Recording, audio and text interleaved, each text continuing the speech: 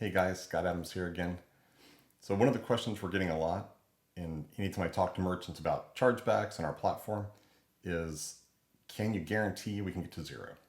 And having zero chargebacks. And other variations, like what's the coverage, what regions do you cover, where does it work and doesn't work? And really the answer is long because there's so many variables in this. And it depends on each merchant. Now, I think the kind of the age-old answer to that is if you want zero chargebacks, take zero credit cards, because that's about the only way you're going to truly get to zero. Now, can you rapidly lower them? Absolutely. What's the coverage? It's really good. It depends on the card. It depends on the region. But, for example, with Visa Rapid Dispute Resolution, you can get to pretty near zero on Visa. Now, there are some gaps. Like I recently discovered a credit card in France that has zero coverage. None of the alerts, nothing works. Like you'll get alerts, but they're too late. And it's already gone to dispute, and they don't actually even take representment. So that one's kind of messy. It's like carte bancaire or something like that.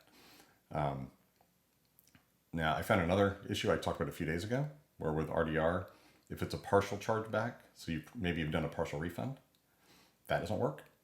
I mean, I'm sure there are other cards out there that don't work, but really overall, RDR by far has the best coverage, and it's been encade driven. So although those are annoying to get, it's basically guaranteed that you won't get chargebacks for the most part, other than some exceptions. And so I've seen chargebacks go from super high percentages to very, very low, almost overnight, from using that product. Now, on the MasterCard side, it's not quite as clear cut because that's all descriptor driven. Now, the good thing is it's easy to get descriptors. The bad thing is things get mangled. If you've done much work in this industry, you know that descriptors can be up to 22 characters, but sometimes they get cut off at 18. Sometimes they get smushed together with other things. And so there's all sorts of problems with that.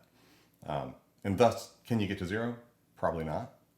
But it's quick, it's easy, and the coverage also is very good. And we're working on modeling this out a little bit better to give merchants a better idea of where the coverage is and isn't. But that'll take time.